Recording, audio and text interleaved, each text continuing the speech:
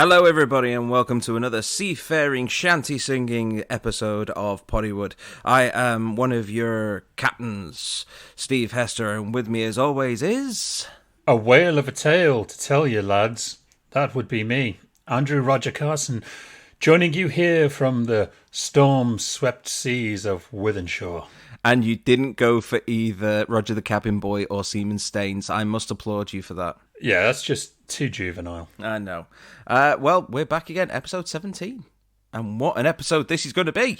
Yes, an episode so monumental that we don't even have a tagline because we don't think any movies have actually reached number 17. But here we are.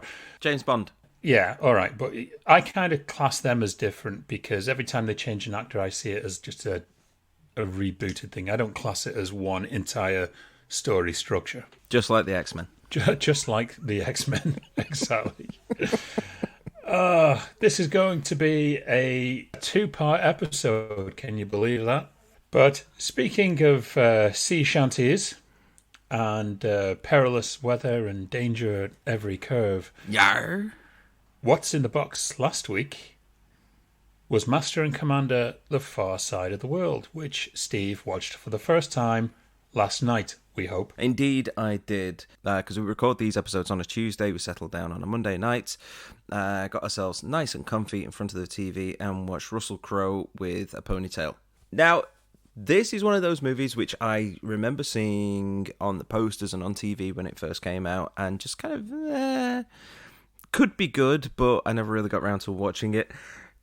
And I've got to say, I did enjoy it. One thing that I did enjoy more than everything else is how simple the storyline is and how clear the objectives is of the story, going straight into it, right from the very off. There is a ship and the crew of the HMS Surprise, led by Russell Crowe. They have to track it down. Now, the ship is known as a phantom ship called the Archon, which is a French ship in this movie, but in the original stories it was a United States ship, having sailed out of Boston. Now, like I said, these are based on original stories by a guy called Patrick O'Brien, and they're set in the kind of same universe as the Hornblower series, but things were changed so that it was earlier than when the stories were originally set, so that they could have England at war with France as opposed to England being at war with the US. There are a few mentions to this in the movie earlier on. Two of the crewmen come to the captain and say that one of their wives' sister, I think it was married to a guy who was building the ship in Boston. So there's a few references to that. And from what I can gather, there's references to the other books as they're going through. But you've got actually a rather interesting cast. You've got Russell Crowe as the captain. You've got Paul Bettany as Dr. Stephen. Beautiful British name. Then James Darcy. And then James Darcy. If you haven't already picked up on that, then you're not really a fan of the MCU, because both of those people play Jarvis in the MCU. You've Very got good. Paul Bettany played Jarvis, well, the voice of Jarvis when Iron Man first started out, and then obviously became Vision. And James Darcy played Edwin Jarvis, who was Howard Stark's butler / personal assistant / aide in the Agent Carter TV series, and also showed up in Endgame. So you've got two Jarvi. Jarvi? Let's call it Jarvi. For the price of one. You've also got Billy Boyd from Lord of the Rings, who was Pippin, in there as the helmsman. I forgot he was in it. Yeah? Oh, as soon as I saw him within the first few minutes, I went, it's Pippin! I bet he gets that on the street everywhere he goes. He probably does, but I think he's really happy about it all.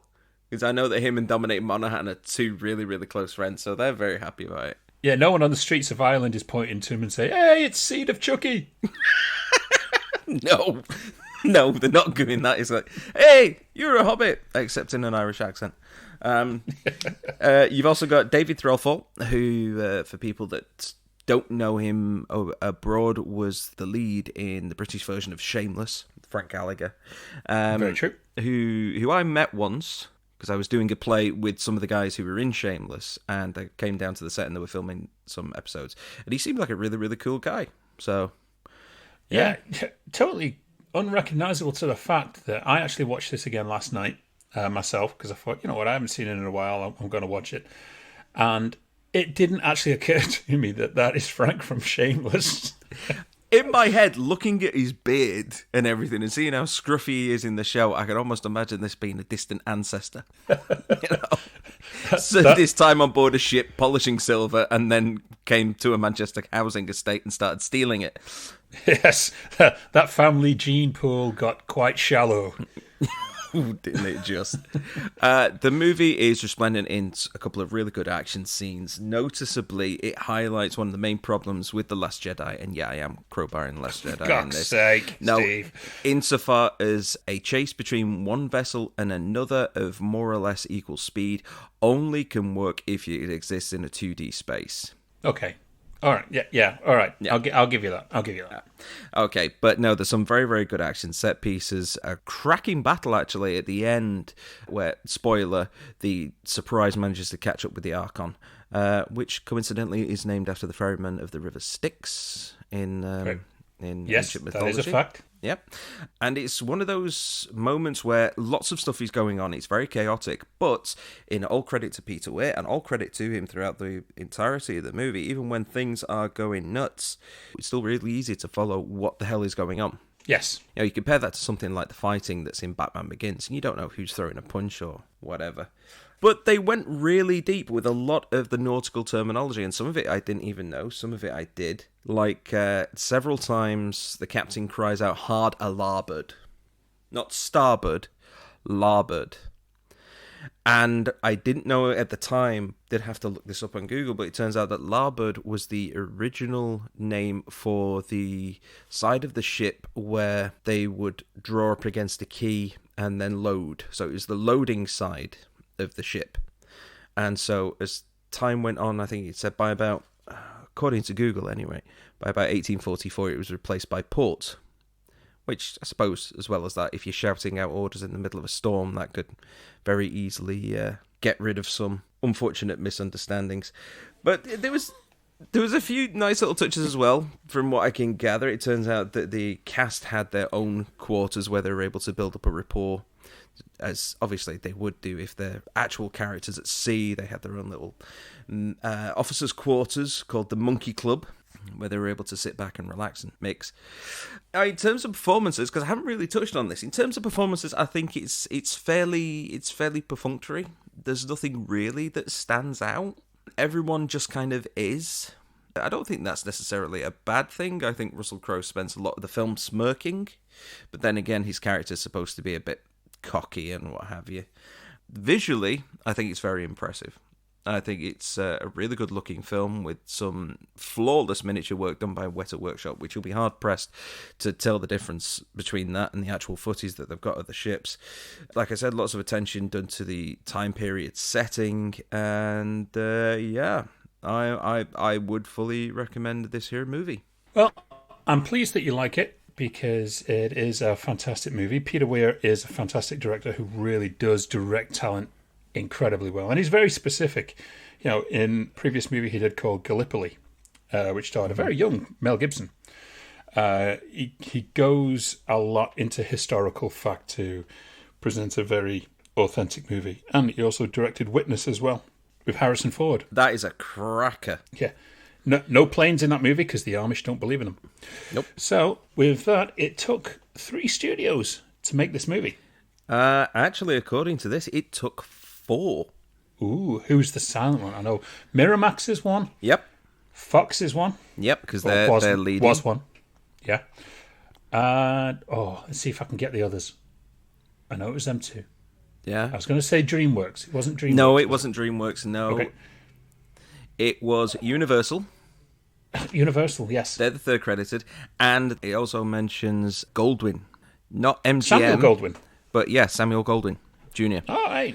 Cool. So they must be the silent fourth. They pretty much are. They're listed down, I think, just as an indie contributor to it, as opposed to an actual studio. But they were part of the Big Four. And yeah, it's really unusual to see multiple studios coming together to make one great big film like that. Now, if all of them owned superheroes, that'd never happen. No, not at all. They'd be guarding that like a fat man guards a McDonald's. If I got to cut this laughing out. No, hell no, that's staying in. Well, speaking of eating, there is a couple of things I would like to bring up. They do visit the Galapagos Islands, and one of them makes a reference to tortoises making good eating, and this is actually true. And it took, I think it was near enough about 50 to 70 years for specimens of the giant tortoises which exist on the Galapagos Islands to reach England, because they would get eaten because they were so apparently delicious that none of them would last the trip back, because everyone would just go, oh, just give us a bit more of that fried tortoise. Ooh. It's too delicious. Yes. Oh, terrible. Well, there was a nice twist at the end of the movie as well, which we won't spoil for the people who haven't seen it or are probably just trying to catch up with our What's in the Box, and I know some people are. I wonder if Neil has actually caught up with the last 3 weeks. I don't know. Why has he been on holiday? No, he's been really busy. He's been really busy. There's no excuse, Neil. I think he's kind of been watching them out of order as well, just to be a renegade. We're back to renegade again. Total outlaw, that guy. I know. I'm telling you. Well, I guess we've got just enough time to fill in some anniversaries. Watch them again all of the time, or we get them on Prime for free. But we only know how old they are when we learn their anniversary. My name's Jim, but people call me Jim. Well, it's funny enough that you should actually use a Blazing Saddles reference. Oh, no, you're kidding me. Oh, well, this was the perfect segue, because... Say right, absolute. Let's full declaration here. I have no idea what the anniversaries are before Andy reads them out to me. So if Blazing Saddles is one of them, no, it's not. But it's a Mel Brooks connection. Okay, no, we'll go for that one. 35 years ago, Brooks Films released The Fly.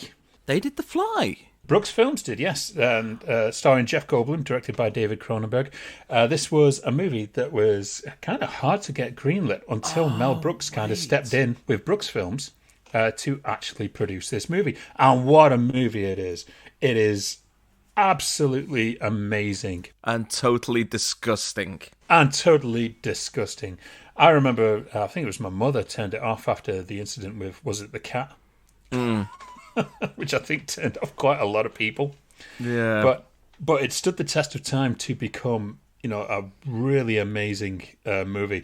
And I think it was one of the first movies, apart from The Dead Zone, of course, that really catapulted David Cronenberg into the consciousness of worldwide filmmakers. Yeah, because it was definitely more appreciated than some of the stuff like Videodrome or even Scanners, for that matter. I think Scanners was before this, I think. Yes. Yeah. When we were doing the thing, I believe video. I think it goes The Dead Zone, then Scanners, then Videodrome, and then it was The Fly, and then he went on to do movies like Dead Ringers and etc. and really forged a great career. And this was really a major point for Jeff Goldblum as well. This was him stepping into a major, Hollywood leading man role. And he did absolutely amazing with it. Yeah, because I think he'd done other stuff like The Tall Guy, but I think that came after. That was 1989. Right, so yeah, that was definitely after that. The Fly is a career highlight for him. It's a movie that really made him, and everyone remembers The Fly and his performance in it. But things that we might not want to remember... 20 years ago, Steve, Tim Burton's Planet of the Apes was released. Yeah, well, because we all touched on this last week, didn't we? Well, it was the anniversary of Rise of the Planet of the Apes was last week. So 10 years prior to that, Planet of the Apes was released around the same time. So, yeah, when was that? That was about 2001? Well, obviously, yeah. Yeah? If it's 20 years. Oh, shut your face. Do your math, Steve. Planet of the Apes, Tim Burton. And this was a movie everyone was really excited about. And then the movie started. Yes. And it was a very off-kilter, I guess you would say. Mark Wahlberg was kind of in that Charlton Heston role. Mm-hmm. I think Mark Wahlberg is suited to a definite kind of Boston style. Yeah, wicked. Whereas Charlton Heston is Moses. Yeah. I mean, it had an amazing cast in it because you had Tim Roth, you had Michael Clarke Duncan, it had Helena Bonham Carter, and Charlton Heston played one of the older apes in it. But enough about the cast. The actual movie itself was, I guess, kind of a radical departure, as you'd kind of expect from a Tim Burton movie. I think there was a little bit of controversy about the actual ending, though, particularly between him and Kevin Smith. Oh, yes. Yes, because Smith said that his ending of Mark Wahlberg arriving back and being at the foot of the Lincoln Memorial and looking up and seeing an ape Lincoln, not an Abe Lincoln, an ape Lincoln, is exactly the same as what Kevin Smith had written in a comic book, which I think it was a Jay and Silent Bob one, which ultimately carried most of the same plot points as Jay and Silent Bob Strike Back. So I think there was some issues going on with that, with Tim Burton saying, "Oh, I'd never read a comic book," and yet Tim Burton was the one that was trying to get Batman Forever, not Batman Forever, the Superman Forever, or whatever it was called, the one with Nicolas Cage off the ground years ago. Yes, and it's not like he's ever directed a Batman movie. No. I don't know what the fallout was from that in the end, but yeah, I don't think those two ever worked together again. No, I don't think they did. But I know that Kevin Smith did do a little bit of a rib in, I think it's Jay and Silent Bob Strike Back.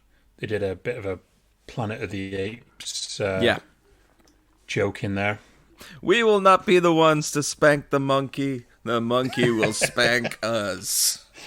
That's the one. Yeah.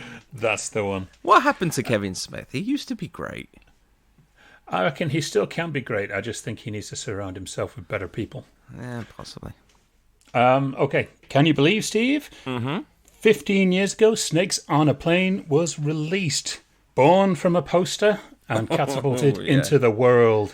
Oh, now that is a movie that should have been made in the 80s. It is so schlocky and B-movie-esque, but it's saved by Samuel L. Jackson and just the sheer absurdity of the whole premise. That singular line, which will get beeped out, but I've had it with these motherfucking snakes on this motherfucking plane, is just being parodied Okay, gonna get onto video games again. There's a brilliant line in Lego Marvel Superheroes, because your main kind of base of operations is the helicarrier. And you've got little missions, and obviously this is a kid-friendly game, and you go downstairs and there's a S.H.I.E.L.D. agent who's trying to find, it says, "Oh, Director Fury says that he wants all these gosh darn snakes off this gosh darn helicarrier." He may have been paraphrasing a bit there. And that made me laugh. But yeah, it's an absurd film. Absolutely absurd, but brilliant with it. But it's a movie that knows how absurd it is and just goes for it. And, it's a kind of film, funnily enough, that you'd expect something like The Asylum to release. And then they did. They released Snakes on a Train. Well, at least they know where they're getting their ideas from. Yes, don't they just? And no, I've not seen it. There's times where I will venture into the Asylum movies when they have movies like Transmorphers or The Day the Earth Stopped. That's not even subtle. No, right. I have to make a plea right here, right now. This isn't aimed at the Asylum. This is aimed at everybody who goes into the local supermarket, sees these on a shelf somewhere, or is flicking through Netflix or Amazon Prime or whatever. Stop watching them, please. We don't care how stoned you are. Just stop doing it. They're f***ing dreadful. They're dreadful, but in defense of the filmmakers and stuff like that, it's a payday, it's a chance to work, and, you discover all of these forgotten stars. Elizabeth J. Carlisle was in one, wasn't she? Super Gator! with and she will always refer to as the woman from Top Gun, Kelly McGillis. She was Academy Award nominated, and now she's just the one that was in Top Gun. Oh, God. That's so bad. But, The Asylum, I always had this kind of guilty pleasure by these absolute idiots who used to come into a video store that I was in, honestly believing or getting for their kids what they thought was Transformers. Ridiculous. And it was really Transmorphers, or the Da Vinci Code, but it's called the Da Vinci Treasure. And just knowing how much their kids must have hated their parents when they got home. Yeah. 10 years ago this week, the In-Betweeners either graced our screen or disgraced our screen, depending on if you like them or not. I've seen a number of the TV episodes. Not bad. They've got the moments that can be kind of cringy, but I suppose that's the point. It's echoing the cringiness that teenage boys in particular go through growing up. I haven't actually seen the films, so can't comment. Sorry. It basically follows the tried and trusted English method of let's just translate our half-hour comedy series that people actually like and make a movie out of it. They've done it since On the Buses. Yeah. They're still doing it now with stuff like Mrs. Brown's Boys, the movie. And funnily enough, it's never the series that you really want. I would have killed for a Father Ted movie. Oh, yeah, that would have been brilliant. They're trapped on the love that. mainland or something, you know. Oh, if we had a Young Ones movie, that would have been brilliant. We got a bottom movie, kind of, in Guest House Paradiso. Yes. Which, you know, it's fun for what it is. That still has one of my favourite jokes, which is the Basque separatist mice joke. I piss myself every time I see that one. Because the timing on it is perfect. I still love the Phoebe. Right, we've just said that this movie's all right, and we're both pissing ourselves at the jokes in it. You know, that just proves that does its job. Yeah. The In-Betweeners, for me, I think it just came a bit too late for my style of comedy. I mean, when I was watching it, I was like, I mean, there's some parts of it are funny, but realistically, it's not my kind of brand of comedy, I guess. I think I was just a bit too old to be watching stuff about, you know, desperate teenagers trying to get laid. It was basically an American Pie for the British. Yeah, it did its job, really. It was all right. But, you know, it shifted a lot of money, and then it released a totally unwanted sequel in The In-Betweeners 2. Yeah. Well after The In-Betweeners had kind of run their course, I guess. And also, harking back to last week, the last of our anniversaries, Steve, for this week, Terminator 2 Judgment Day was released 30 years ago. Now, this is a movie that I cannot say enough good things about. It's incredible. It is by far and away one of the best sequels ever made. And like you said last week, it shouldn't work, but it does. And it works so well. And still at the moment, until Avatar 2 is released, it is, I believe, the only time that James Cameron has done a sequel. Aliens. Well, technically, though, that was... he didn't do Alien. That's true, but it was a sequel, though. And Piranha 2. Yes, but he was not involved in the first one. And he should have been for Piranha, because the original was great, but directed by Joe Dante. Much respect, Joe. Yep. But Piranha 2 is, flying Piranha. He must have needed that money. Did he write it or direct it? I think he just directed it. He directed it. Oh my God. I think in that case, he was a director for hire, really. That was a paycheck. Because he was still homeless living in his car when he had the Terminator deal took off. So Piranha 2 obviously mustn't have paid pretty well. No. Thank heaven the Terminator deal did take off, because then we wouldn't have had Aliens, we wouldn't have had the Terminator 2, we wouldn't have had The Abyss, we wouldn't have had True Lies, Titanic, Dances with Smurfs. We wouldn't have had any of it. And we wouldn't have had Terminator 3, Genesis, and Dawn of Fate. Okay, so it's not all good. Yeah, I went to see this at the cinemas, and I'd say I only saw about 20 minutes of fresh footage from the entire movie, because it was shown in every single trailer or making of, or on every single show like Film 92 and things like that. Yeah. To the point where there was no real surprises left in it. You could have patched it together, couldn't you?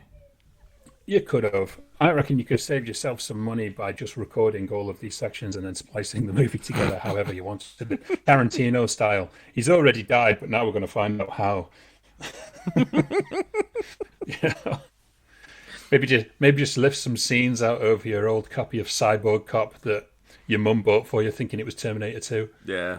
Oh dear. But yes, Terminator 2, very deserving. I've gone into the Library of Congress now. I believe it has. I think so. It's a really important and well-respected film. Yes. It had that Guns N' Roses song that went up against Bryan Adams' Everything I Do, I Do For You. How many people needed to buy a copy of that f***ing single? I've never met a single person in my entire life who bought that single. I smell shenanigans. I reckon half of Kevin Costner's Waterworld budget went on Bryan Adams' CDs to keep his film in the public consciousness. That's why Waterworld went over budget. He just went and bought loads of Bryan Adams songs so people would still be seeing shots of Robin Hood on Top of the Pops for months. Oh, you didn't think we'd figure it out, Kevin. We know. Strangely, I do have a very vague memory that I may own a copy of that single. I have a very vague memory when you used to be co-host on the show.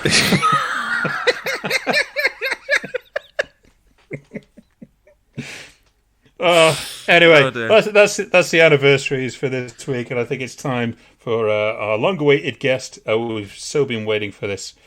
So, our guest this week bears one of the biggest names in Hollywood, where his family legacy was established in Hollywood in the 1940s on such movies as Invasion of the Body Snatchers, the original black and white version, all the way to some of the biggest movies from United Artists, such as The Great Escape, Some Like It Hot, Magnificent Seven, West Side Story. We could go on and on. There are dozens more. The name Mirisch started with Walter Mirisch, who went on to produce around 99 movies, including those just mentioned, as well as the Oscar-winning In the Heat of the Night, Fiddler on the Roof, Thomas Crown Affair, and so many more. Today, Richard Mirisch carries on the family legacy with his own successful producing career, with a number of big movies for bigger studios, from the recent Godzilla franchise, including this year's Godzilla vs. Kong, Alpha, Black Mass, My Spy, and the movie that shaped the 2000s, The Matrix. Richards forged his own career working with such studios as Warner Brothers, Legendary Pictures, Sony, Joel Silver Productions, and many more. And today, we swing the spotlight around on him as he joins us this morning from Los Angeles to discuss legacy, his career, and really how the industry has changed post-pandemic for the big Hollywood movies. Richard, good morning. How is LA? Good morning, guys. Great to be here. LA is sunny and beautiful right now, so all good. We're not jealous in the slightest. Because we have rain. But then again, this is Britain. We always have rain. We could use rain. I'd like to swap with you. We've been in a drought situation for some time now, and we are actually desperate for rain. So, we may be ordering some pints of rain from you guys, and we certainly could use it. But great to be here. No, it's great to have you. Richard, it's going to be very hard to kind of keep control of the direction of this interview because your career it's very extensive. It branches into so many areas. Some I only just heard about yesterday as we emailed back and forth. Regardless, I want to start really by kind of going back to the Mirisch Company, started by Walter Mirisch, who is at this very moment in time the oldest living winner of an Academy Award. Is that right? I mean, that doesn't surprise me. He's turning 100 in November, actually. Wow. Yeah, with Olivia de Havilland, I believe, who passed away last year. She was actually the oldest, and now at this moment of time, it's a nuts statistic to start on.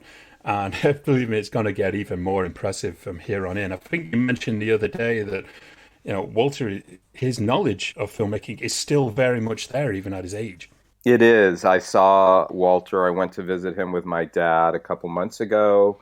And, sharp as a tack, I brought up a project that didn't even get made that John Frankenheimer was involved with as a director. And he remembered specifics. This was in the mid-'60s. So pretty blown away by his acumen at this point in time. I wish I had that much recall memory. It was great to see him. and always ask him questions and get some knowledge. Well, Walter founded the Mirisch Company in 1957 after working through pretty much every single facet of the production industry and being very hands-on. Is that about right? You know, the Mirisch Company was founded actually by my grandfather Harold and Walter and their brother Marvin. It was the three brothers who in 57 started the Mirisch Company, and they each had very unique skill set. You know, they were the Liam Neesons of their time. And at this time, forming an independent production company was unique. Outside of the studio system, they forged a path of filmmaking that has been replicated ever since. So they were trailblazing at the time. And the key to their success, I think, was their relationships with filmmakers and the ability to cut through the bullshit and the red tape and let legendary filmmakers do their thing. The Mirisch Company, I mean, it produced 68 classic movies for United Artists alone. And that includes some of the most immortal movies in cinematic history, such as The Magnificent Seven, Great Escape, Side Story. He obviously is mentioned Academy Award for In the Heat of the Night. And these are not just simple movies that were churned out. These were game-changing movies that have inspired a whole generation of filmmakers. Now, how did you, seeing this from such a young age, growing up in the family, shape your love of the business? I wish I had the remake rights. I'll tell you what. You know, their success happened at a very young age for me. I was born in '66, right in the height of their success. So for most of my early youth, you know, I was unaware of what they were doing. I wasn't watching the pictures, and I was a bit clueless, to be quite honest. I recall seeing a picture they did called The Hawaiians, set up on a projector in a just, you know, a simple screen in my aunt's house when I was young. But I don't even think I knew that the family made it. So it wasn't until much later that I actually understood the legacy and watched the movies and, you know, thought it was really cool to see my name up on screen. Hey, was there a certain point where you kind of realized, oh, wait, this is actually something special? I did. You know, as I got older, I was probably in high school, college, when I really looked at the body of work. I had a really interesting experience when I was, I think, 18 or 19. There's a delicatessen in Beverly Hills called Nate Now's, which is home base for matzo ball soup and turkey sandwiches where I grew up. And I was in there with my grandmother, and she said, oh, there's a person over here I think would like to meet you. And we walked over, and I met this, you know, gentleman, sort of a frail, old, balding man. And he stared at me. You know, he kind of looked me dead in the eye and asked me to get closer to him. I went down and got kind of face to face with him. And he looked in my eyes, and he pointed, and he said, Papa. He went, Papa. And I turned to my grandmother, who was younger than this person. And I said, Papa, you keep saying Papa. And he said, yeah, he's referring to your grandfather, Harold Mirisch. And I had been told for some time that we had the same eyes as I do of my dad. And I turned to my grandmother. I said, who is that? She said, oh, that's Billy Wilder. And I went, oh, Billy Wilder. Oh, you know, I mean, so I was a little ignorant. And I mean, now, I mean, what I would give to sit down and talk with Billy Wilder for an hour or any amount of time. And then, you know, in my early days in the industry, moving around, I would get from the old timers, are you related to? And, you know, those kinds of questions. Mirisch is a pretty unusual name. So when people who had been around had heard it, they would, you know, ask me if I was part of the family. And I heard it from across the board, you know, working on sets and in post and different executives. So, you know, that's when probably in my early 20s, when I was starting to get some experience and move around, when I really got a truer understanding. And I would hear stories from other people, craftsmen and various other people, I started doing some digging on my own and got a real sense of the family and the legacy. Well, with regards to yourself coming into the business, you came in starting as a PA, many years getting your first producing role, and that was the ABC movie Space Camp, which was loved by many 80s kids. So that was your first film experience. Are there any lessons from that movie that shaped you moving forward? Oh, there are plenty of lessons. The first lesson that got ingrained to me was, that I was the bottom of the barrel. And I learned very quickly when I was told that as a PA, my first job was to get to the studio at 5:30 in the morning to open a gate for the makeup people who showed up at 5:42. I always remember on the call sheet, it was like 5:42.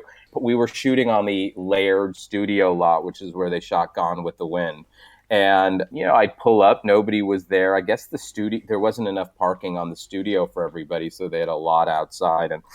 And so I had to open the lot, and I basically just sat there until crew call, which was, 7 o'clock, 7:15. And so I would open the gate and sit there. And I remember asking Harold Schneider, who was the producer at the time, why do I have to do this? Like, why can't the makeup guy just, give him the key and let him open the gate?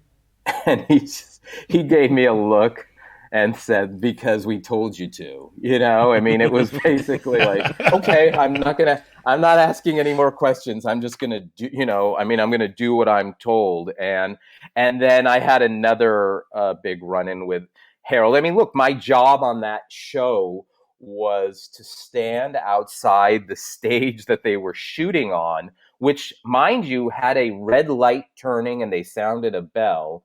But my job was to stand outside the door in case somebody didn't see the spinning red light or hear the bell and stop people from, going into the stage while they were shooting. And I had a headset and I would yell, rolling, and I'd wait and wait and wait and wait. And the bell would sound again. The red light would go off. And I would say, cut. That was that was it. I did that for 12 hours a day. I was lucky when I could, in between takes, kind of sneak in and see the set. So my first experience, most of it was outside of where they were shooting. It was only until they finished the portion of the shooting the shuttle sequence inside that, I was doing a good enough job that the AD said, okay, we'll switch you up a little bit. You can come onto the set. But so I learned quickly to just shut up and do my job and look, learn, and listen. And that value system and has kind of stayed with me. I don't shut up anymore, though. That's the difference. Like now I speak up. You have to earn your stripes. But if you have something to say, better be worth saying. Well, also in the 80s, you worked on, I guess it's kind of a cult film now, Less Than Zero, which starred Jamie Gertz, Robert Downey Jr., in a very kind of life-imitating art role for Robert Downey Jr. at the time. And that's a movie that has, it's kind of almost been forgotten in the shuffle to a smaller extent. But during that kind of late 80s period, that must have been a blast. It was a movie coming out of kind of Brat Pack era. It was. I think I worked on that the summer before I graduated college. And so we shot nights mostly on the movie around LA. And we were like a big traveling circus moving from location to location. There was no studio work done. Everything was practical. I remember we shot the Pink Party for about 4 nights up in Beverly Hills, up in the hills a bit there. And these, the extras were all at my age. So there I was in shorts and a t-shirt and they were all dressed up and I had a broom in my hand. I remember I had a broom in my hand. I had to, they were like sprinkling snow and fairy dust. I remember my job was, one of my jobs there was to, after each take, sweep up the set dressing that had dropped.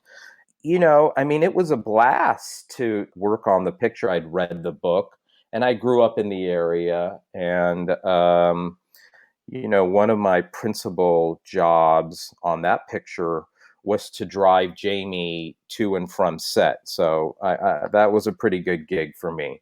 I mean, I got to hang with Jamie, who's still a friend and a family friend as well today.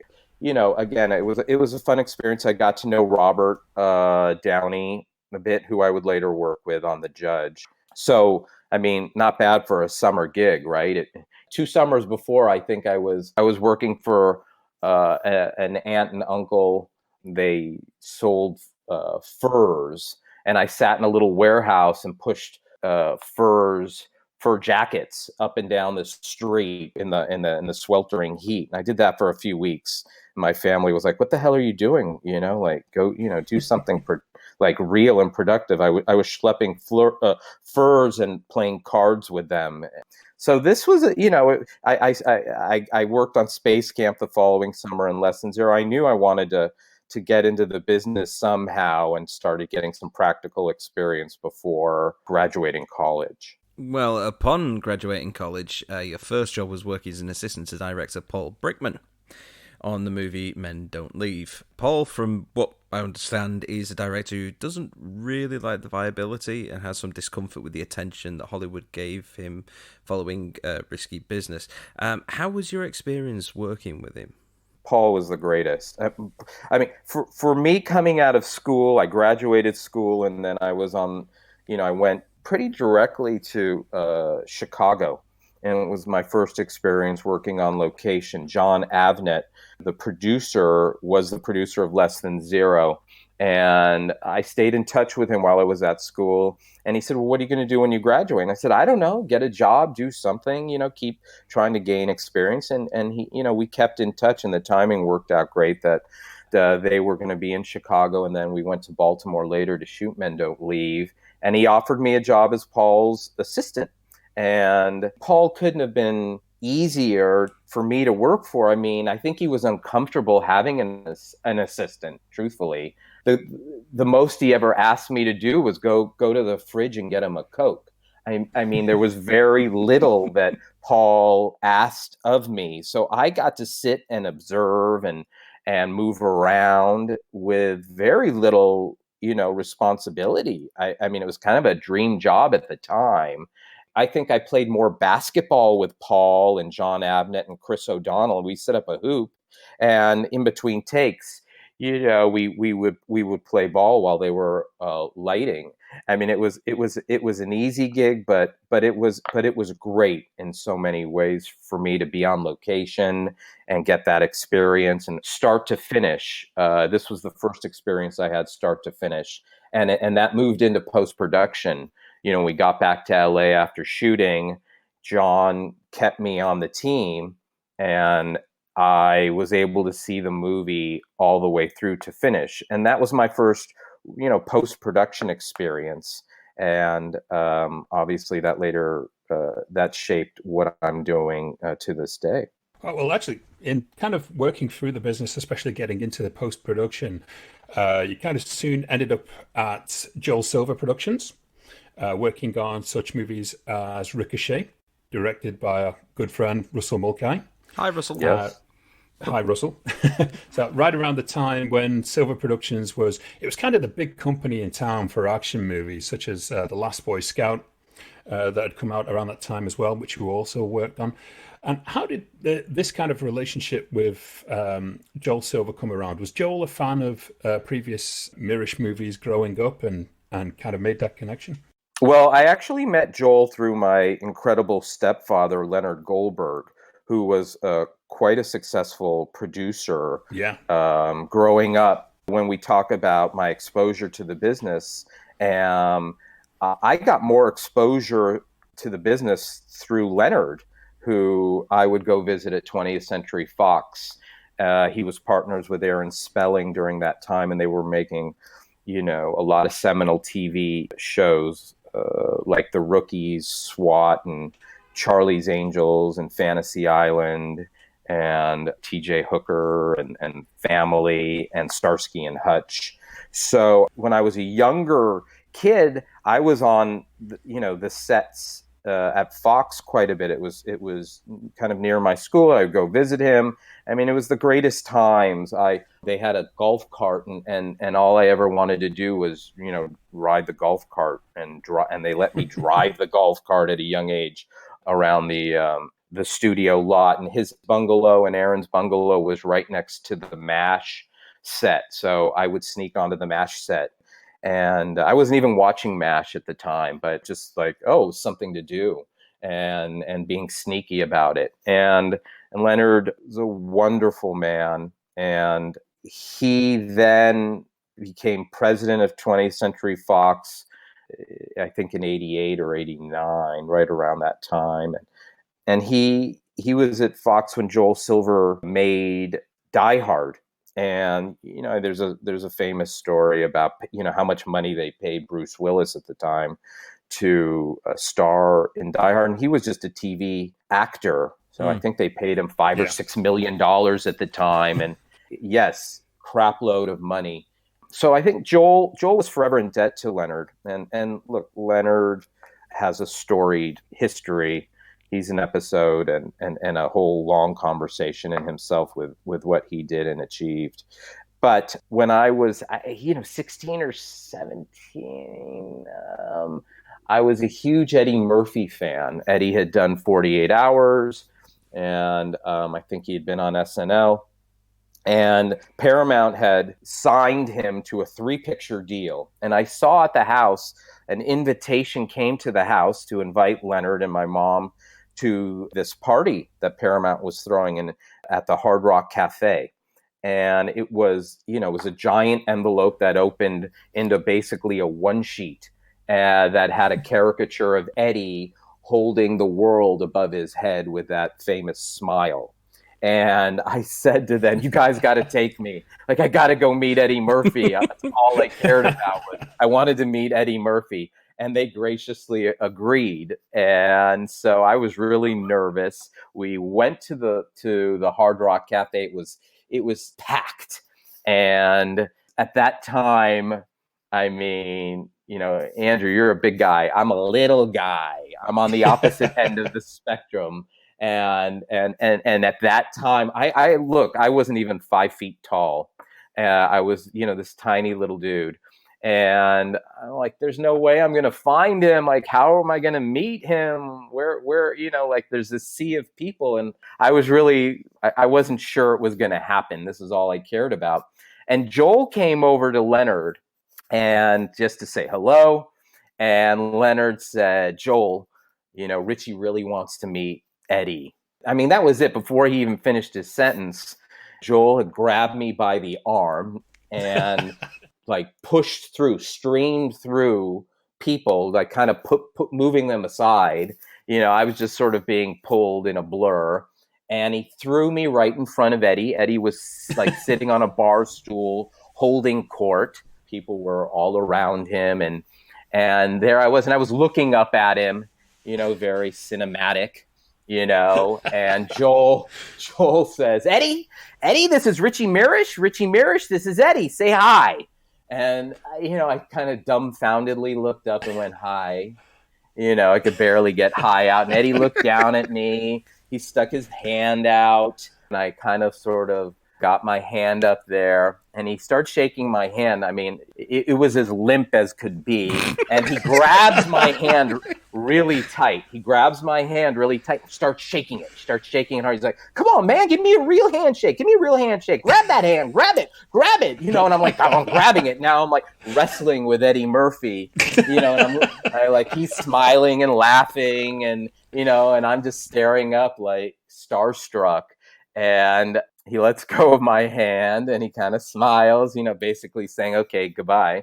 And I just stand there. And Joel, it was like a beat later, and Joel looks at me and he says, okay, are you good? And I went, yeah.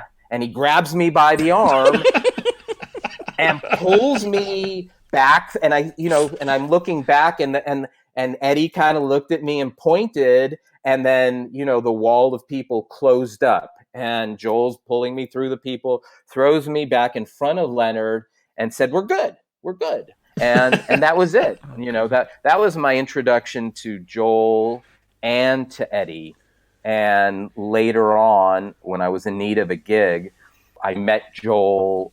He was shooting Boy Scout at the Coliseum, and I don't know, he asked me to come down. It was really late. It may have been like midnight, is when he wanted to meet me. And I went into his trailer. I sat down. Again, scores of people and beehive of activity in his trailer. And he basically didn't interview me. He just said, "So, how are you?" "I'm good." I said, "I'm good." "Okay, I'm doing this movie, Ricochet. I need someone to do post. You're it. Okay." And I went, "Okay." And he went, "All right, I'll see you later. I'll call you. And that was it, And I started. I went to work on Ricochet for him, and stayed with Joel, on and off, mostly on for the next 20 plus years. I did movies with him. Well, this kind of opens up two other questions here, just from this. The first one is, did you manage to re-meet up with Eddie Murphy when you were doing The Distinguished Gentleman? I did. And, Leonard produced that movie. It was in a gap. I was really lucky in my, that I had a couple gaps in my workflow, and Leonard was making Distinguished Gentleman. I wasn't working for Joel at that time. And he said, "Well, why don't you come and work on The Distinguished Gentleman?" Which I did. And it was cool. I think I told Eddie the story. He, of course, didn't remember. But he laughed anyway. So we did that picture. And I became pretty good friends with some of his entourage. There's his costumer is a terrific gentleman named Fedorov Kolin, who I still speak to now. A wonderful guy, and his group was really terrific. It was a fun movie to make, a little more of a lesser known Murphy picture.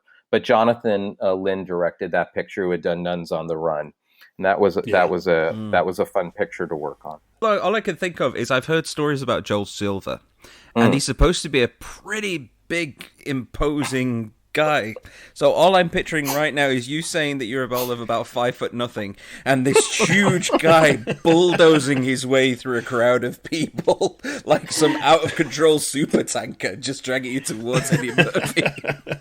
I mean, there's no question Joel is a force of nature, and Joel, would wear these, he was always wearing very colorful attire. It was like his suit of armor. And to backtrack for a beat, I didn't hear from. He said, "Okay, you'll work on this movie," and I didn't know what to do when I went into the trailer to finish off there. I don't know. I was like, "Is somebody going to call me? Do I go somewhere?" I didn't ask any of those questions, and none of them were answered. I think it was sometime later, several weeks, a month or two later, where I got a call from Joel. This was the early days of cell phones and technology. There was no email. But I got a call from Joel, and it was on a Sunday afternoon, completely out of the blue. And Joel never starts conversations traditionally, like with "hello" or "how are you?" It's more like, "Richie, it's Joel. Just get over to my house right now." It was like that. And I'm like, but it's Sunday afternoon. I think I'm doing something. It didn't matter. I mean, when Joel called, you jumped. And I went to his house, not knowing what was going on. And he came into the kitchen and he said, "I need to get a fax. I want to get the grosses." This is how they got the gross. They were faxed the box office grosses at this time. And he said, "I need you to set up a fax line for me and get on that right now." Well, I said, "Okay." And I think he had a fax machine, and he sort of directed me to where he wanted it set up. And in that time, it wasn't as simple as just plugging the phone in, giving the person the number. There was some connection that needed to be made. But I tried. I did what I could as quickly as I could, and I couldn't get the fax machine to work.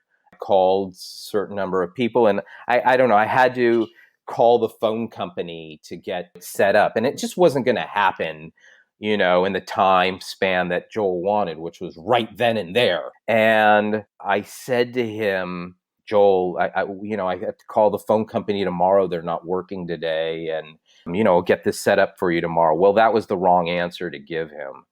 I had my first getting torched by Joel experience right there and then. And, Joel was standing above me. I mean, it's kind of like when I met Murphy, I was looking up in a godlike situation. I remember I was felt so small, and I was looking up at Joel. I think he was standing on a step or something, and he started waving his arms like he was conducting and explaining to me how, in this business, you have to get things done immediately, and there are no excuses, and no is not an option. And I had said, Joel, I could go down to the Kinko. I know they had a fax machine. They could fax it to me, and I'll run down there and bring it back up to you so you can get the grosses. I was trying to create options, but none of those options were satisfactory to him.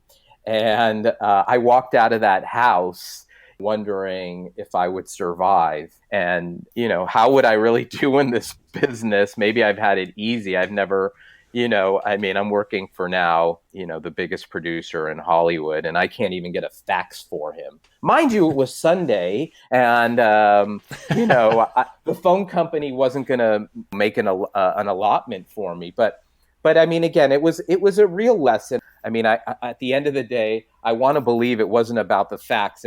He was kind of teaching me about a work ethic and how he wanted things done, and or actually probably really just wanted the facts. But I took a lot of just the facts, man. I took a lot from that, and again, really was always on my toes. Whenever I would see Joel's name pop up on my phone, I would wait for a second before answering and run through my head, what was he calling about? And you better have an answer ready.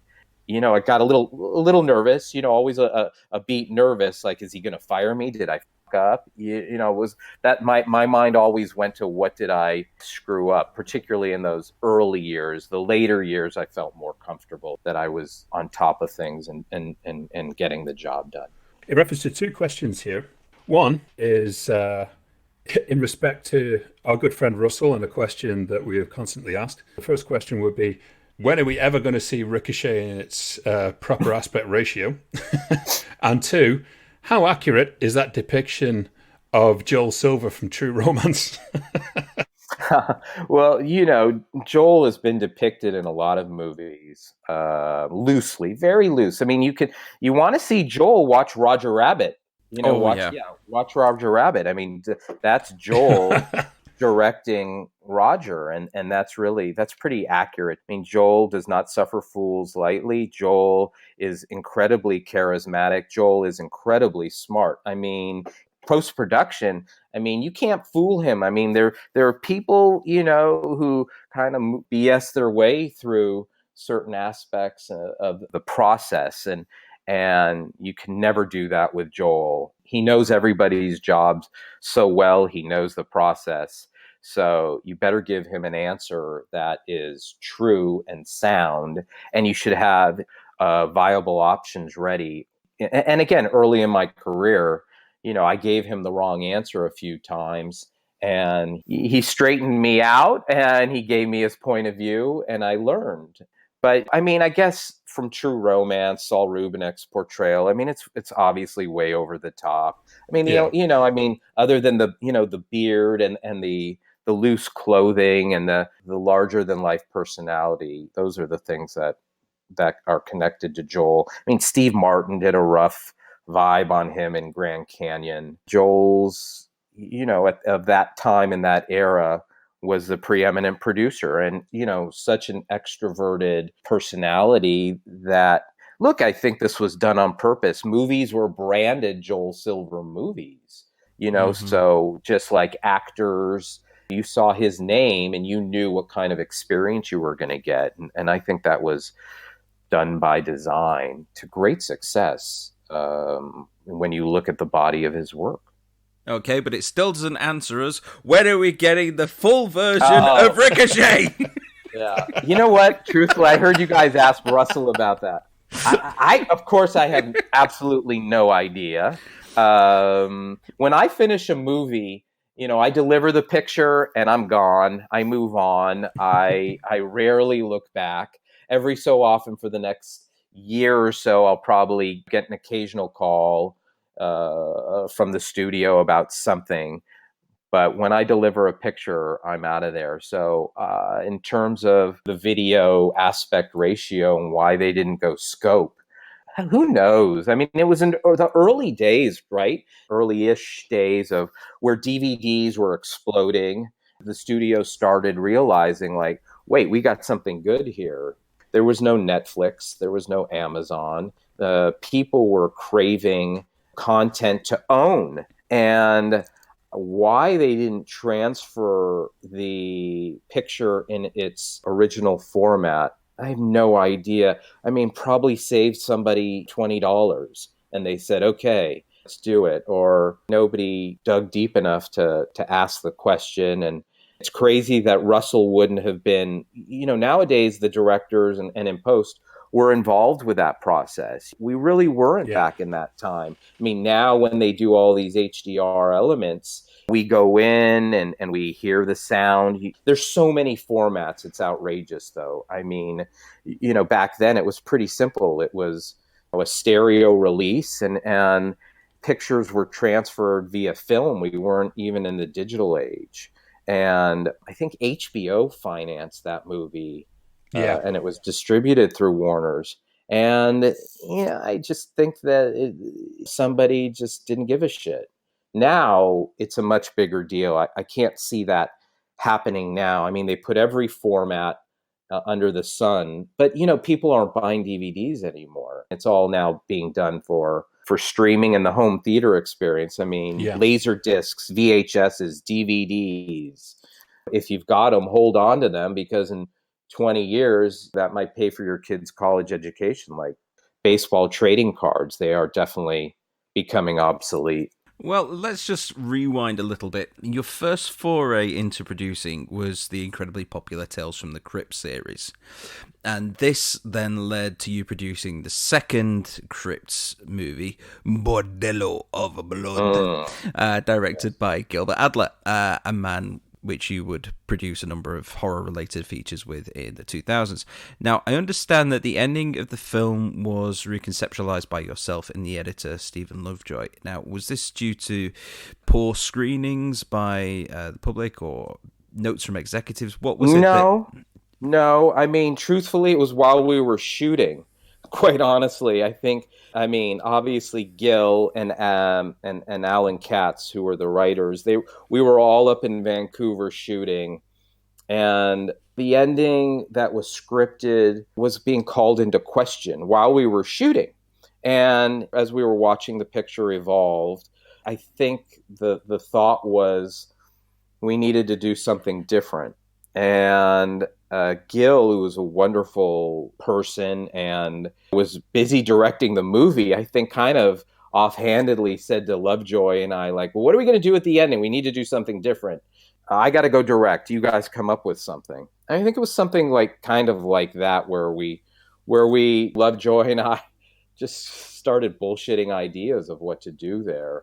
And I think Gil and Alan responded, and that became what we ended up shooting. Gil was so sweet about it that he let me direct some of the insert shooting. And so I remember Gil standing to the side, and I'm like, you sure? Like, you're the director of the film, like, and he said, no, go for it. And got to stand up and direct some of the insert shooting that was happening as that film was building towards its climax, with the laser beam gear, kicking into high gear, and Dennis Miller's foot moving the pad, moving the knob on the pad. I remember really directing the stunt man whose foot it was. Move your foot to the left. Go to the right a bit. No. Kick it harder. No. Kick it softer. Kick it up. No, kick it down. Like, I think I shot like a full mag of like a dude moving his foot. But if you watch the picture, there's a lot of cutbacks to it. We ended up using those shots along with seeing the laser ramp up. I got to do some of that stuff, and it was a great experience, again, being on location. And it was an early experience for me being involved with visual effects, the combination of practical effects then that were later done in post, overseen by John Van Vliet and his company Available Light. And I mean, it's so amazing to think. I think we shot that picture in '95, and I think it came out in '96, if I'm not mistaken. Mm-hmm. And Yeah. what we were doing, practically when we were blowing up the vampires, and there's a shot where they squirt water into Corey Feldman's face, and you see the background, like it goes straight through his head. It's something Zemeckis would do, who was actually a producer on this picture, in Death Becomes Her. And I remember shooting that and like trying to conceptualize how would we create this? It seemed like such an elaborate visual effect, and to see it happen, it was really quite cool. And who knew later, a couple years later, I was working on The Matrix, where we were really doing cutting edge stuff. And just a couple years earlier, just doing a simple composite was, and doing it well was a bit challenging. And the visual effects world just exploded and exponentially in a short period of time went from simplicity to serious complexity. Well, exactly. And this is kind of where cinema begins to change, as in 1999, you produced The Matrix. And this is the movie that changed Hollywood forever. I don't think there's any argument about that. And before we getting into the whole VFX thing, this all started with a chance catch up at a deli in Santa Monica. Is that right? It is true. Again, I was working for Joel, and funnily, so I had done Ricochet and Boy Scout, and then a period of time passed, and I got a call to go to Vancouver to do Bordello of Blood. And then Gil was going back to London to shoot the last season of Crypt, so I oversaw that from LA, and then we did a series called Perversions of Science for HBO, which lasted a year. And then, I was kind of again, as happens after project to project, I've never been on any kind of contract of length for a studio or Joel in my entire career. It's always been gig to gig.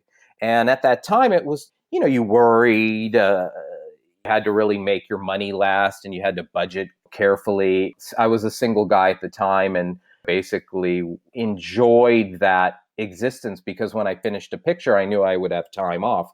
But you just don't want the time to be, so long.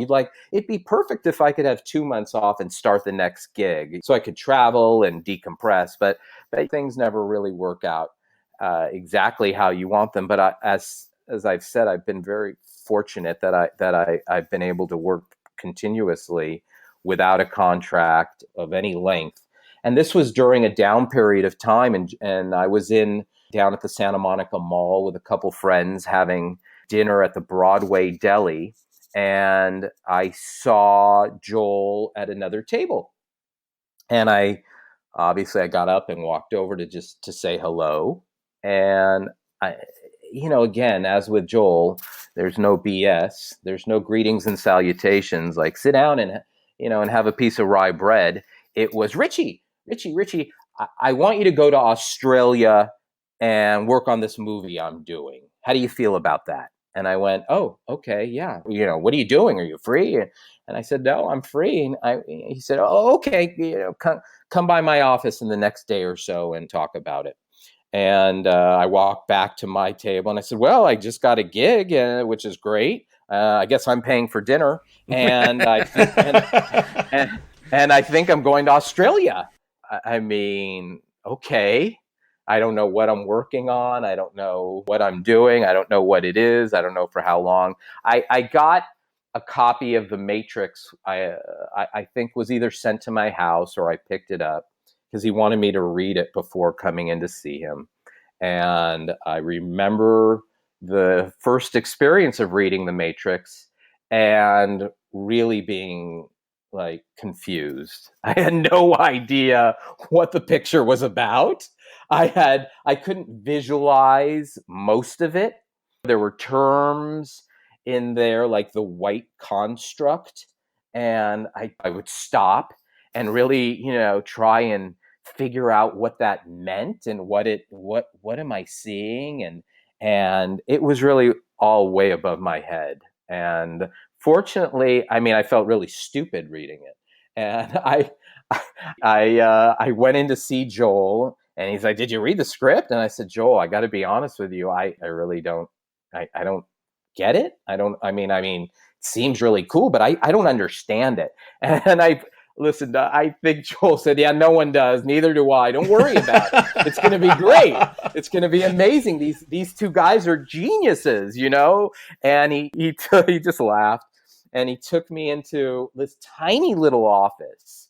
I mean, he opened the door to this tiny office, and the Wachowskis were in there, and he said, Hey guys, this is Richie. You know, it was always Richie. I think that's in Hollywood. All my years working with Joel, everybody called me Richie because Joel called me Richie. And until this podcast, I've never admitted that I really didn't want to be called Richie. But I was never gonna tell Joel, "You can't call me Richie." You know, like, so it just consequently, everybody who worked in our area was Richie. I mean, the people then that started working for me, I said finally, like, "It's Richard," you know, like, "Call me Richard." Or, what about Dick? Can we call you Dick? No. Richard is good. But, you know, he said, "This is Richie. He's going to go down, and he'll be in Australia. You'll see him down there just so you recognize him." And there it is. And they barely were able to turn and acknowledge me, and kind of went, "Okay." And that was it. You know, like, closed the door, and that was my introduction to the Wachowskis. And it was a short period of time later that I found myself down in Sydney for the first time in pre-production. Whoa. Right there. This is the interview police. We are stopping this. Well, that screech should have come a bit sooner, but that's fine. I'll remember where the handbrake is. Right. The interview is so large, and we apologize for all these people who have been tuning in to hear the Matrix, that we've kind of just give you this tiny little bit of the tip there. The little tease. The tease. And the rest will come next week. Yes, this is our first two-parter that we have ever done, but all of this stuff, as you can agree from what you've heard from Richard so far, is absolutely amazing, and it only gets better. Trust me. Yes, it does. On next week's. So, you're just going to have to tune in next week. But in the meantime, we decided, well, seeing as though this is kind of a buffer week, and Richard has done a Nominate 5, but we're going to include that next week. So, I guess we're going to have to come up with a compromise this week. Yes, and this week it's going to be Andy's turn to nominate 5. Oh, shit. Now's the time to nominate 5. Nominate 5? Yes, nominate 5. Not 3 or 4 or 6 or 9. Now's the time to nominate 5. You've right led me up the garden path on this one. This was not the idea. This is revenge for last week, right, isn't it? Yeah, it is. Pure and simple. Shit. Yeah, because last week, if you didn't tune in, Andy basically dropped me into the deep end and said, "Right, you need to come up with a Nominate 5 for this week." And so we pulled out that video game list out of the bag, because I'm a massive gamer, and what better thing to talk about than video game movies. Now, this time around, I wanted Andy to come up with a Nominate 5, and I think the best thing that we could possibly have done is to nominate the top 5 movies that have influenced you as a filmmaker and writer. Ooh, all right. That's not easy. Not easy, but you have constantly taught me a lot about movies and movie making, and you've been able to point me in the direction of some really interesting films over the past 17 weeks. So I want to know from you, which are the ones which make you tick? Wow. Okay. That's so loaded. That is so loaded because it's really hard to break into 5. I'm going to do them in a random order. For God's sake, no, my dear boy. Well, I've got to think of them on the spot. You co-host the show. You have to have them in some kind of order. I didn't know I was doing this today. I didn't know I was doing that last week. Get used to it. Oh, God. Okay, so it's going to be... Right, 5. 5 going downwards, right? 5 going down. 5-1. Okay. 5-1. Okay. All right. So, as a number 5. Yep. Okay, easy. I'm going to start with Michael Mann's 1981 movie Thief. Okay. No, I was going to say that was the one which inspired Heat, but that was LA Takedown, wasn't it? Yes, LA Takedown, also known as Made in LA in some circles. It was a TV movie that basically became, it was remade as Heat. All right, then, so what is Thief all about, then? Well, it's about a thief, a professional safecracker who's played by James Caan, Jimmy Caan, Sonny, and... Look how they massacred my boy.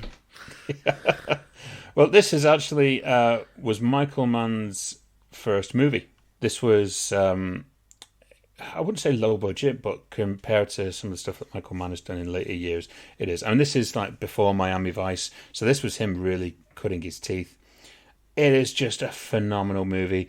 Beautiful, amazing electro score by Tangerine Dream. Oh, yeah.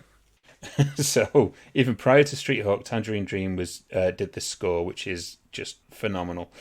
And Thief, I saw at a very early age. I think it was on BBC one night, way back.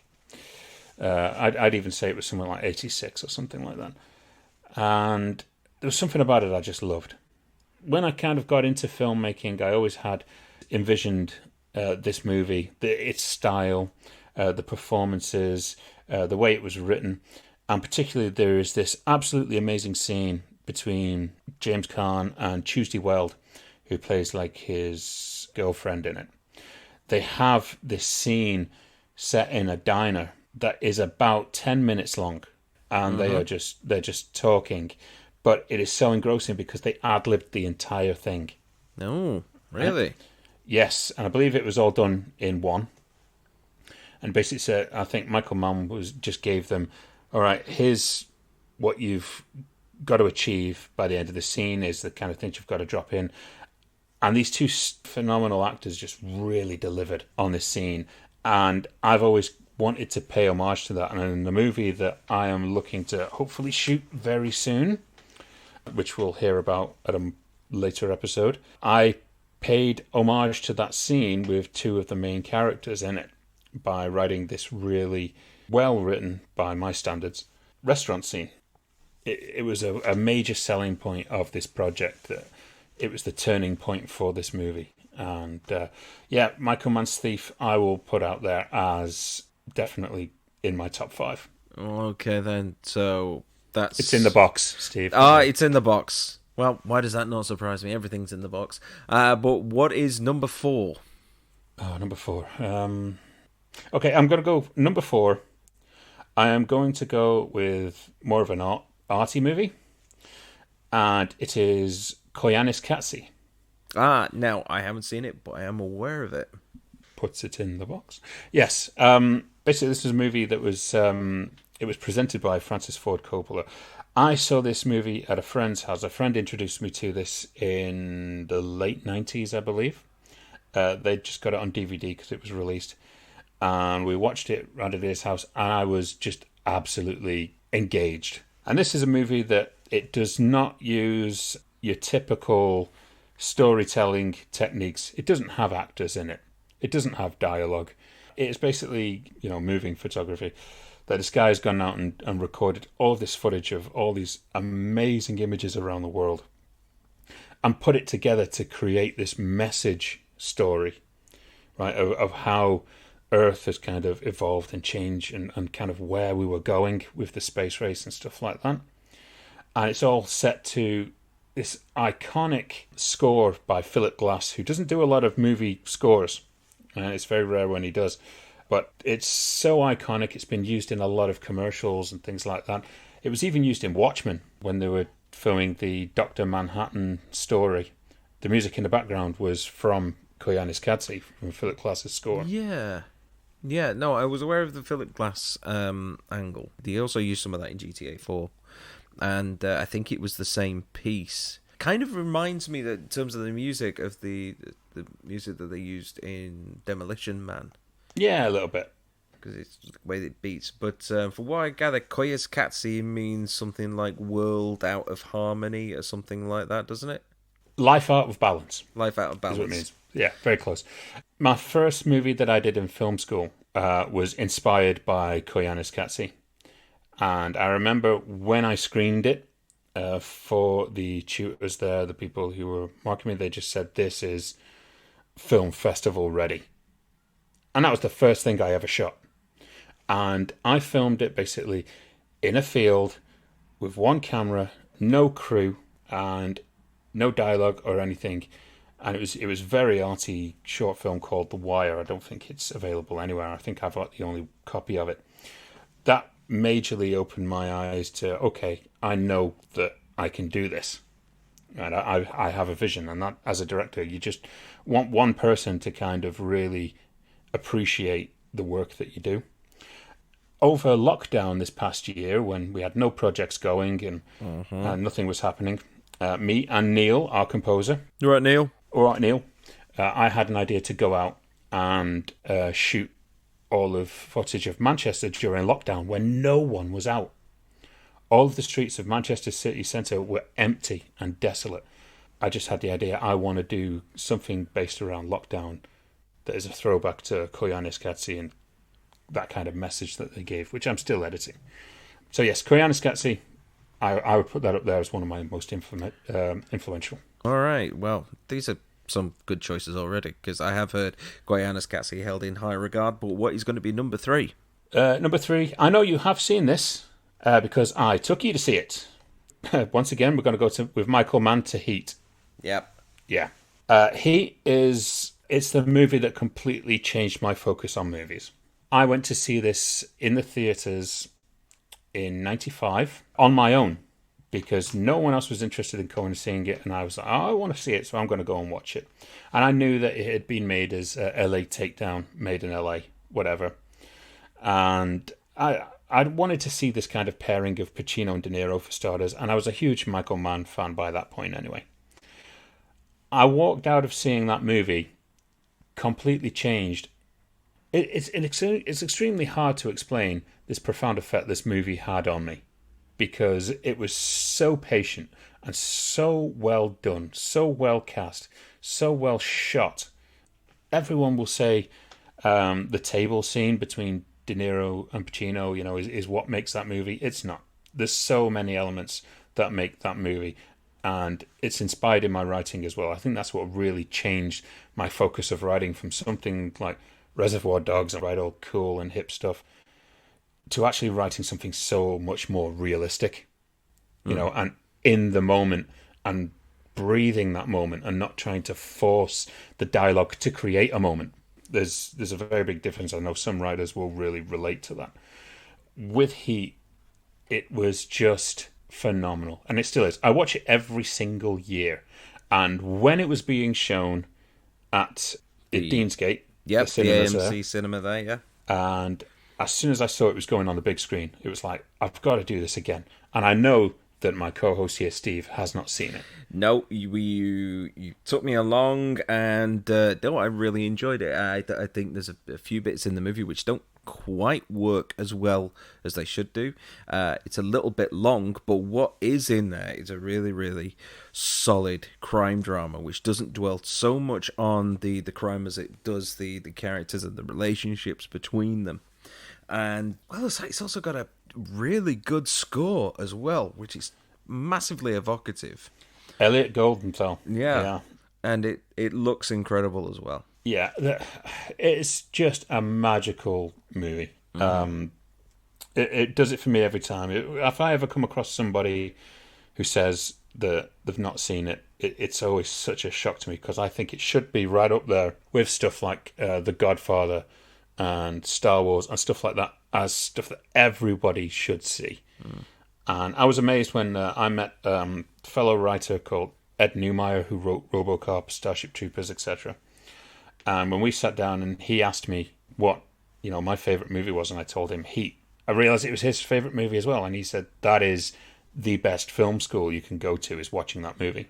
Yeah, and I can tell, having read some of your work, because I've read a couple of your scripts over the years. You can see little elements here and there that might have appeared in Heat in your writing. It's definitely one of those which has influenced you without a doubt. Yes, it is. So that's number 3. I don't know if it should be placed higher, but straight off the top of my head, what came into my head is Heat. No, I'm actually surprised that it hasn't placed higher. So that means that number 2 and number 1 have got to be absolute barnstormers. So what is going to be number 2? Well, like I said, I didn't have time to organise these into any kind of order.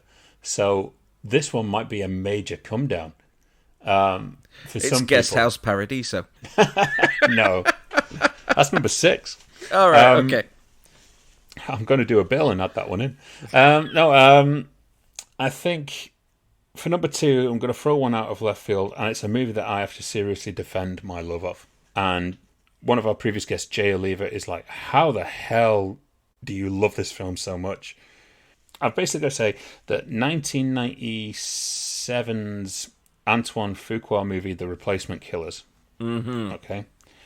Do I believe it deserves to be placed above Heat? No, but it's kind of the way it's just fell at this moment. But I'll explain why.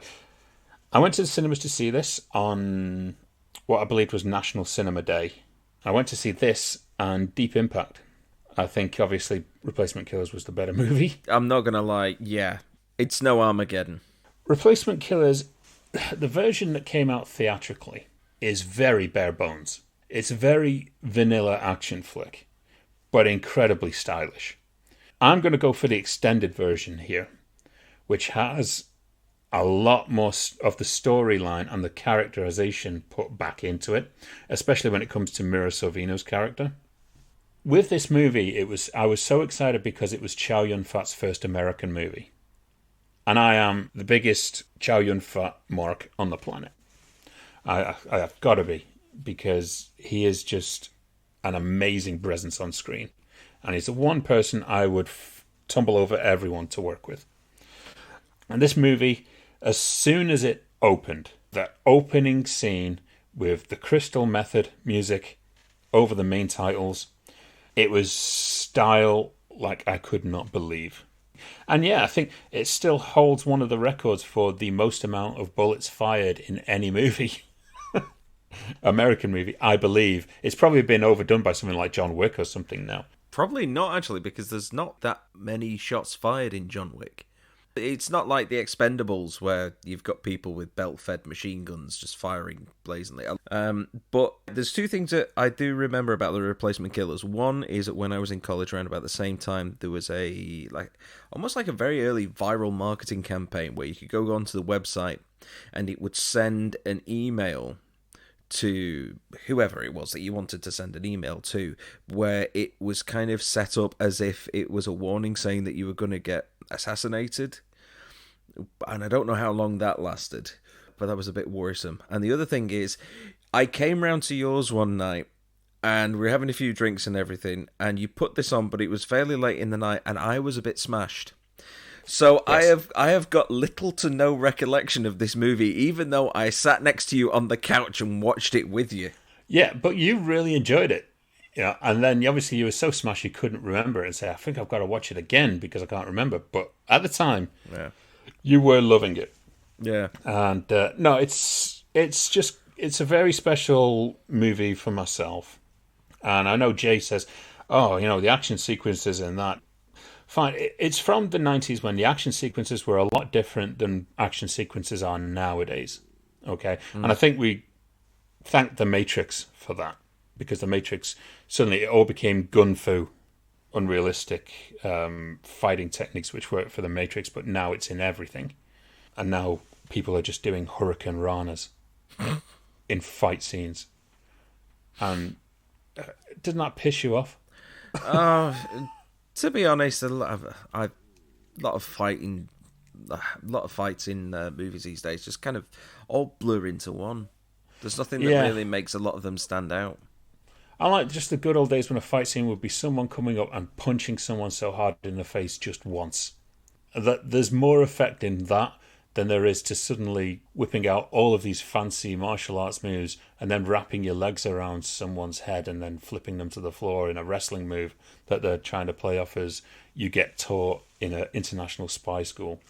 You don't. You go to Mexico for that. No. And learn a bit of lucha libre. Oh, no, that wasn't what I was thinking. Well, okay. Well, in some schools. Yeah. Okay, well... Clothes are optional. I know that one is close to your heart as well. So there's two that I know that are really, really close to your heart, and there's a couple of surprises there. But what is going to be number one? Okay, number one. It has to be the movie that turned me on to wanting to make movies at a very young age. Can you guess what it is? Deep Throat? No. I already made them movies. Hey! No, it was Blade Runner. Ah, yes. So I am actually going to go with Blade Runner Final Cut, but it was the original Blade Runner with the voiceover that was the movie that kind of ushered me into this amazing world and business and art form. I had only seen the last 20 minutes of it on an old VHS tape that someone had recorded over Blade Runner for Stand By Me. Right? Well, they could have been a Stephen King fan. It could have been, but it's like, wow, I love Stand By Me, but Blade Runner would win every time. But I saw the end of this movie with the whole chasing around the Bradbury building, and the end, Tears in Rain stuff. And at a very young age, something just clicked. And I thought, this is the most beautiful thing I've ever seen. This is just so amazing that I just want to do something like this. I want to make movies. I want to tell stories and that, can resonate with even someone at a really young age, like I was. Blade Runner was that movie. And then I finally saw it because this is hilarious. I had £10 that I gave to a family member. And they're like, we're going to the shops downtown. Do you want us to get anything? And I was like, yeah, I want you to get that science fiction movie. And I didn't know the name of it at the time, but I wanted them to buy a VHS copy of this movie. And they went down and bought a VHS of what they believed I was talking about. And I look back now thinking, what the hell did I tell them? Because they came back with a VH copy of Flesh Gordon, which no fucking child should ever be given. Oh, God. And I think I was telling them something about, and it ends with this fight on this rooftop and stuff like that. And for some strange reason, that resulted in getting Flesh Gordon. So your parents thought what you really, really wanted was a softcore sci-fi porno. It's very concerning. I didn't watch it. It went straight back, and it ended up getting the movie. But I still remember to this day getting this movie. It's like, what the fuck is this? Penosaurus? What? Yeah. And the strange is they didn't question it. But no, Blade Runner, over the years, it's had so many different releases. The terrible director's cut. And then, obviously, Gillian worked on the final cut, which is a masterpiece. Yeah. And this is why, I've got so much love for Gillian. And I know she's listening. Hi, Gillian. Got so much love for you. You know that. That she has been responsible, in editing this Bible of mine. This movie that has stayed with me for my entire life. For, Gillian to work with me now on stuff. It's just the ultimate kind of dream come true. But Blade Runner, I've got to put that right up there at the top, I think. Well, I can kind of agree with you. I was a little bit older when I first saw it. I think it was on TV around about 1990, 91, something like that. And I was watching it at my aunt's house with my mum because we were there babysitting. And I was just blown away by it. There was loads of stuff in there that I didn't get, but the visuals were just stunning. And then later on, you get a bit older and you start to appreciate the movie for exactly what it is. It's this wonderful visual masterpiece of imagination and filmmaking that deserves it to be as praised as it is. And I know I've got a few friends who have said, you need to watch Blade Runner, and they've seen it and they thought, it's a bit boring. But I think personally it's a phenomenal film. And yeah, the final cut is the best one to actually watch. Yeah, I cannot say enough good things about that movie. And I know that you're a big fan of the second one. I'm less so. I think it's way too long. I think it looks fantastic, and they did a great job making a sequel to a movie that didn't need a sequel. But personally, I think it's way too long. No, I mean, for people like me, I mean, I do like a film that is long. I can stand a 3-hour movie as long as I like it. The only movie that I can honestly clear a schedule for is the full uncut version of Once Upon a Time in America, because it is just a phenomenal movie.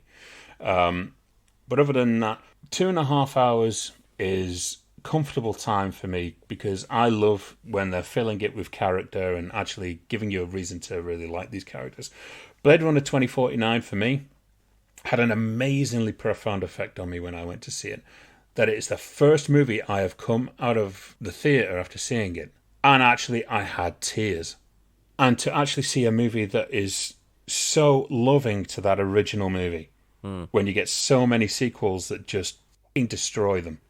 But this was such a labour of love towards that first movie. I remember sat in the audience watching it, and the first 10 minutes or so with the bit with Dave Bautista Yes. and his little farm and everything. And I'm sat there thinking, I've seen this before. And then I remember that a couple of days earlier, I'd been Dangerous watching Days documentary. I'd been watching the Dangerous Days documentary, and at the partway in there, they say that was originally going to be the original opening of Blade Runner. And so they just lopped it out again, and all of a sudden it clicked. But yeah, right. No, those are some great choices, and I'm actually surprised that I've seen more than one of them, to be honest. Well, to be honest, out of those 3, 2 of them I introduced you to, and the other 2 I've yet to introduce you to. That's true. And one of them I can't remember. Exactly. Well, now the tables have been turned on you, so I think we're both about even for... Ooh, that was painless. Phew, thank God for that.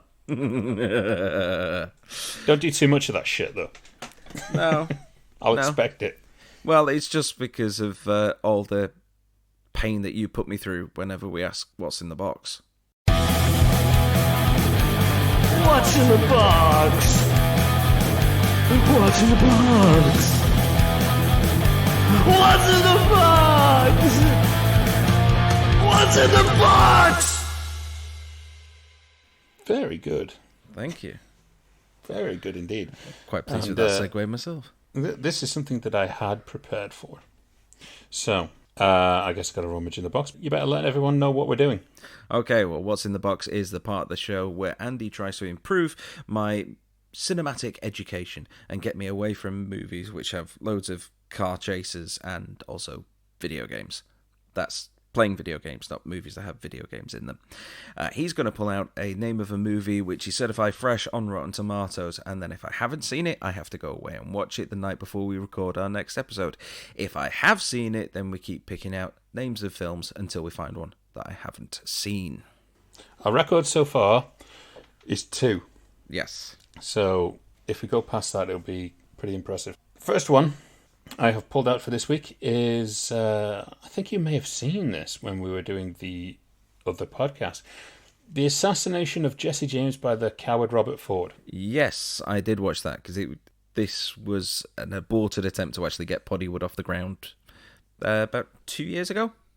About that, yeah. Yeah, so no, I've seen that one. Okay. Back in the box. 1979's The Wanderers. I have not seen that. Beautiful. Oh, you'll like it. It's all about gangs and fights and Ken Worrell and Karen Allen from Raiders of the Lost Ark. Oh, right. No, it's good. It's all about street gangs in the 50s.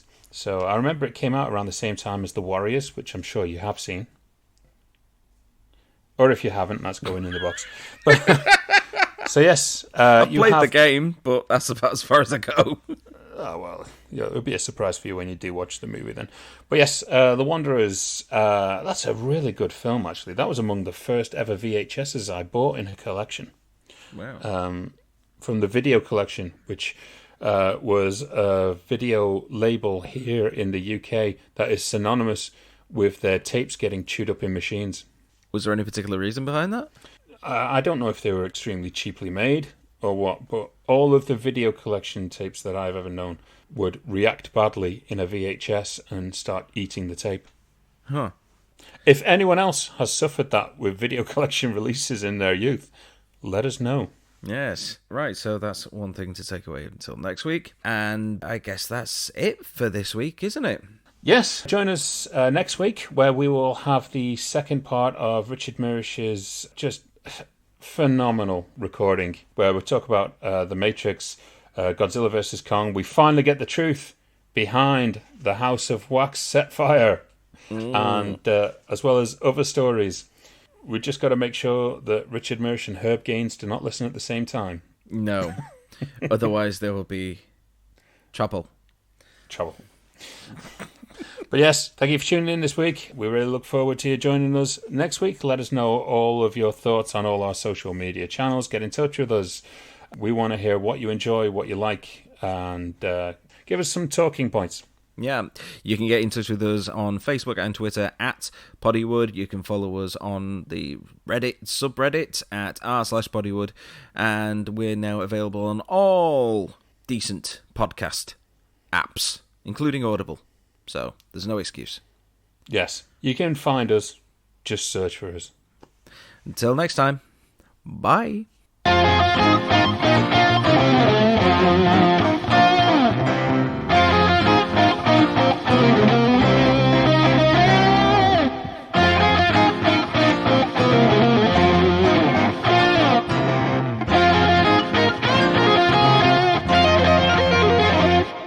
Something hilarious. Like a fart.